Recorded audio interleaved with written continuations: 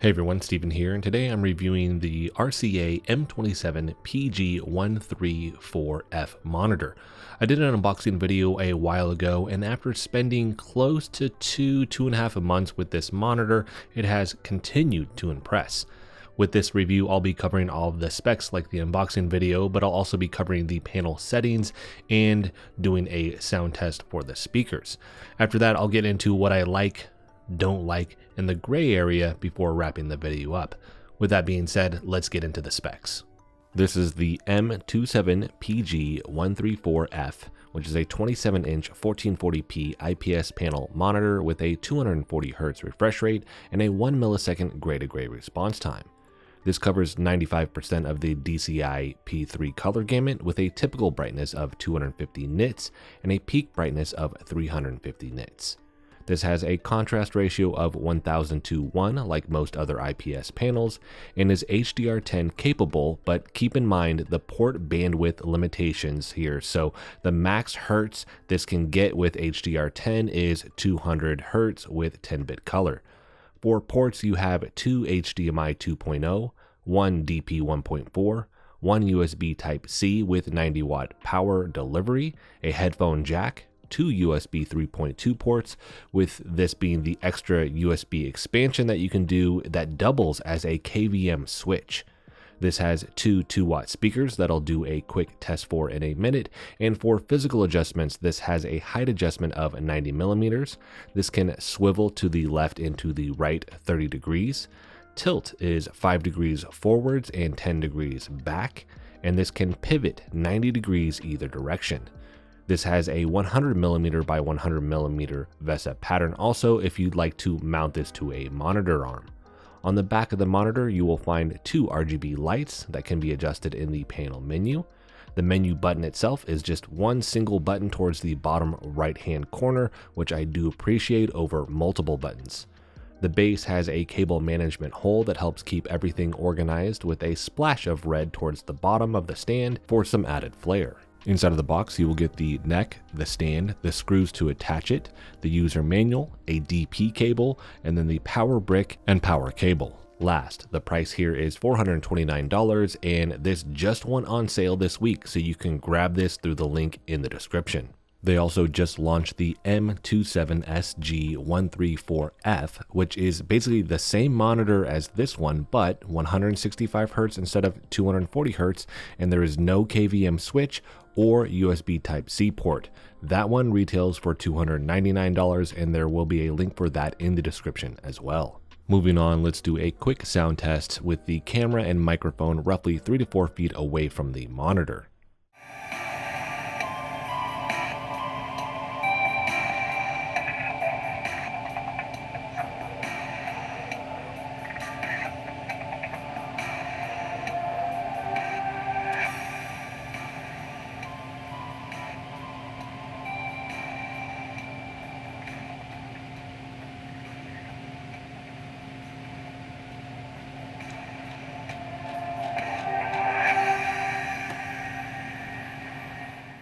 So decent speakers here, just keep in mind that they are 2 watts. So if it's just you, that's fine, maybe another person, but if you're trying to like fill the room with sound, or maybe you're doing a party or something like that, these just aren't gonna cut it. It really is more for 1 or 2 people sitting in front of the monitor.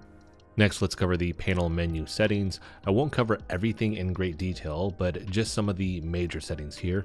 The menu button is a single button on the bottom right-hand side, which I prefer over multiple buttons. When you first click that, you will have the display tab first, which is where you have brightness, contrast, black equalizer, preset, aspect ratio, and sharpness. For the display presets, you have standard, user, movie, photo, RTS, FPS 1, and FPS 2. The user preset allows you to change all of the other settings, while you can only change sharpness with the other presets. You'll also only be able to adjust the hue and saturation from the color tab in user mode also, as it will be grayed out with these other presets. The presets are pretty good here, and I've left this on a movie for all of the footage in this video. Next, you have the color tab, which has color temperature, which has normal, cool, warm, sRGB, and user. I've left this on normal for all of the footage in this video. After that, you have gamma, hue, saturation, and low blue light. After that, you have the gaming setup tab, which has the FreeSync / G-Sync option. I've left this on for most of the video footage here. Next, you have the overdrive, which I've left on middle for the gameplay footage in this video. So here I'm going to showcase the UFO test. I don't have a trail pursuit camera, and typically that wouldn't matter a ton, as you can still see any differences with regular footage, because if it's very apparent, you're just gonna visibly see that ghosting. And taking out stills, you can actually highlight those. Here, because of the high refresh rate and the really fast response time, it's actually pretty subtle when it comes to any ghosting that you will find with this monitor. That's not to say that it doesn't have any. Again, it's just going to be far less, especially if you're comparing it to like a VA panel monitor with a slower 1 millisecond motion picture response time compared to the 1 millisecond gray to gray response time that this has. Now with overdrive, you have off, low, middle, and high. Visually between all of these, unless you can focus on trying to pick up on the difference, I don't think most people will actually be able to tell the difference between these various settings here, as the ghosting is pretty minimal across the board. So with this, I've just left it on middle because it kind of just seems like the middle ground when it comes to these, but the differences are very subtle between all of these various settings. After this, you have the Game Plus tab, which has a timer, crosshair, and the FPS counter.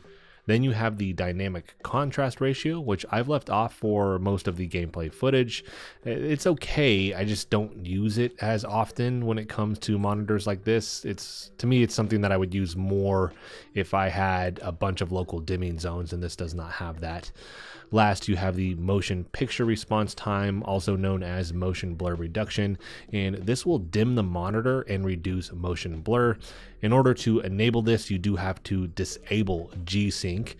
Keep that in mind. And with this, it's another mode I don't typically use because it dims the monitor so much, but for competitive players, this is a nice to have option. Next, you have the advanced tab, and there you will find HDR, RGB light, and the KVM switch settings. HDR has off and auto, and with that, auto is basically just meaning on. For RGB, this can only be turned on or off. There is no choice of color or effects that you can actually adjust. So it just kind of does a like breathing color cycle on the back is what it seems like, where it's just shifting through those, or almost like a spectrum cycle, I would say. It looks good, it's just you can't adjust it, which is kind of a bummer. Last, you have the KVM switch, which I wouldn't expect at this price point, but I really love that this has it. This has USB off, USB up, and Type-C for options there. The inclusion of the USB Type-C input for charging or display input, as this is another thing I wouldn't expect at this price point. It's just really, really nice to see here. Next, you have the input tab, which is where I just want to confirm you can use the USB Type-C input for display, as long as that Type-C input Thunderbolt cable actually has the bandwidth to do it. The last tab is the system settings tab, and two things I want to point out here is you can adjust the on-screen display, which you have the horizontal and vertical positions, the timeout length, and the transparency. And last, the volume here is going to be set to 50% by default, so I just want people to be mindful of that. So now that I've covered these specs and settings, let's get into what I like about this monitor, and this being RCA's entry into the display market. I think they nailed it here. Starting with performance, this thing has a solid response time, minimal ghosting, and 240 Hz is buttery smooth. Gaming on this is awesome, and although you will need some beefy hardware to hit the 240 Hz in most AAA games, you have that headroom to not be capped at 120 or 144 Hz. For less demanding games, you'll most likely be able to hit the full 240 Hz, and if you are coming from the 120 Hz monitors, you'll actually notice a difference here. If you're still playing on a 60 Hz panel, then you're going to be blown away by this monitor. Now that refresh rate won't be nearly as good if the response time isn't fast, and although it won't be as fast as an OLED, which is normally at like a 0.1 or even lower millisecond gray-to-gray response time, this actually cost a fraction of what those cost, and it still has solid performance. Compared to a lot of VA panels on the market that are in the same price range with a 1 millisecond motion picture response time, this is way faster with far less ghosting than most of those panels. So this is a rare case of this monitor being great for casual gamers and enthusiasts without question, while I'll say hardcore gamers will even appreciate this, although that may be kind of 50-50 on that. Just looking at who would actually like this as a hardcore gamer, it's still better than most monitors are reviewed, as they tend to lean towards general gamers or hardcore gamers, with enthusiasts kind of being in the middle. This one seems to blend those lines more than a lot of the other monitors I've reviewed in the past. Visually, this is a very vibrant panel, which I really like, and the presets here are pretty solid, with there being enough adjustments that you can tailor this to your liking. So I've been able to make all of the adjustments I want in just the panel settings without needing to touch the NVIDIA control panel at all, which is impressive. Top tier monitors I've reviewed usually are like that, so they've done a great job here calibrating this. Performance with consoles is great also, with 1440p resolution at 120 Hz. This won't upscale to 4K, but honestly I never really notice a difference when a monitor can upscale from 1440p to 4K just using a console.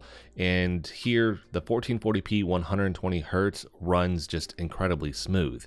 You have the option for variable refresh rate with consoles as well, and the HDR here seems like an overall better experience with consoles than with PC, as you won't really have to mess with calibrating anything. It'll just look good once you enable it.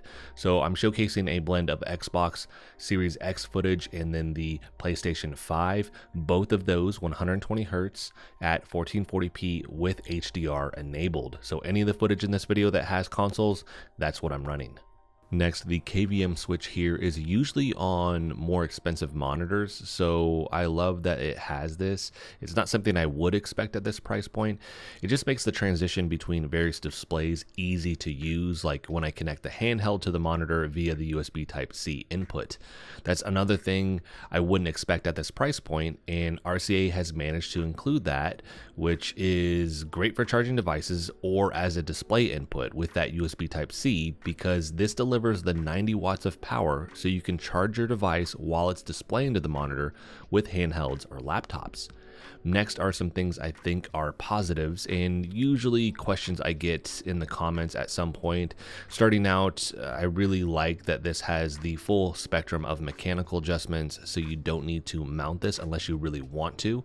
Most of the monitors in this price point, you may or may not have pivot, so if that's something you do need, this is taken care of, so I like that. Next, the text clarity is really good with this panel, so for anyone who creates content or writes a lot, this will be good for that. Last, this is good for watching content. Just keep in mind this is an IPS panel, so you have lower contrast ratios when compared to VA panels, and especially when compared to OLEDs, so you may need to adjust the panel settings to make darker content look better, and this does have the IPS glow to it with darker images. So if you're in a dark room and it is a dark image, that's again where you may need to make some adjustments to the panel that would make it better suited for viewing content. Now once you nail that, it'll look really good though. Now moving on to the negatives here, I don't actually have any standout negatives because this delivers so much at a price point where other monitors don't have a lot of these same features, like the mechanical adjustments, the KVM switch, the USB Type-C input with power and display options, and this is a monitor that has the 240 Hz refresh rate at a 1 millisecond gray-to-gray response time. There's just a ton of positives here. With that being said though, I do have a handful of gray area things to cover, which are things you may or may not care about, starting with the HDR, which just seems like a tacked on feature and not something you should buy this exclusively for. For 10-bit color, you do need to drop the refresh rate down to 200 Hz or lower, just something I want people to be mindful of. I couldn't find any info on whether this was true 10-bit color or 8-bit plus FRC, although for gamers, I doubt most people's eyes can actually tell the difference on a panel like this, and I highly doubt this is going to actually be true 10-bit color, just because, again, it kind of feels like HDR is just a tacked on feature. This doesn't come with any local dimming zones either, which isn't something I would necessarily expect at this price point either, considering everything else that they have in the panel. But when you look at some other monitors like the KTC M27T20, which is close to the same price point or even cheaper sometimes, that's a VA panel that has 140 Hz refresh rate. It is VESA certified HDR 1000 with 576 local dimming zones. So in this mid-tier price point, it's just becoming more competitive is what I've noticed, but you're gonna need to pick what is the thing you really need. If you need something that does have better HDR, then the KTC is something to consider. If you don't, if it's like, hey man, I want the higher refresh rate and the 1 millisecond gray to gray response time, then going with this is going to be a better option. Again, it's just really competitive in this space, and a lot of companies are delivering just top tier monitors right now in this space, RCA being one of them. So I reviewed that monitor that I mentioned from KTC. I'll have a link for that in the description if you want to check that video out. Next, the RGB lighting on the back is a nice touch, but I find it kind of odd you can't actually adjust them at all. I'm wondering if there's something that they could do with a software update that would allow you to do that. But right now, yeah, it just does kind of the color cycle and that's it. Not a deal breaker by any means, it just seems a bit odd.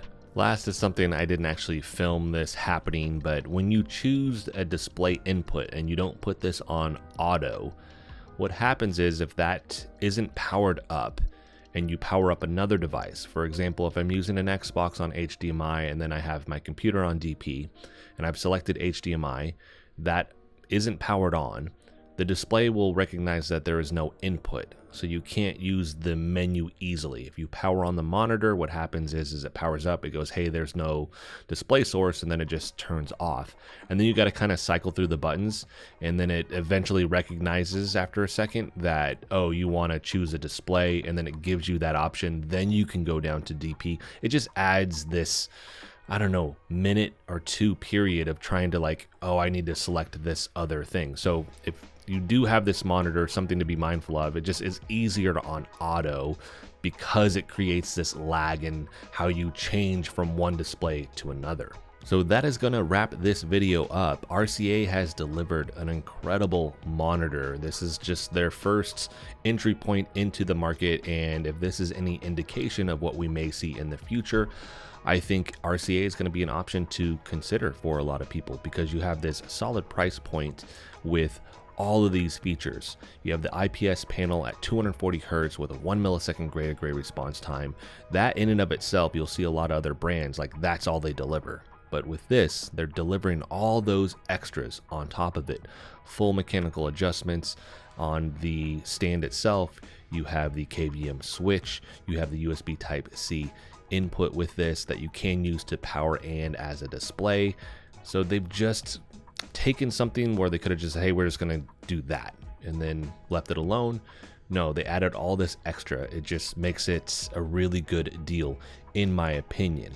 So if you guys want to check this out, I will have a link for the RCA monitor in the description, as well as their other Evolution Select monitor that I mentioned earlier in this video if you don't need all of these features here. But if you have any questions on this monitor, let me know in the comment section. I will make sure to answer that for you there. If you like the video, hit the like button for me as it helps the channel out. If you want to continue to follow along with all my content, hit the subscribe button for me. And as always, thanks so much for watching, and I'll see you in the next video.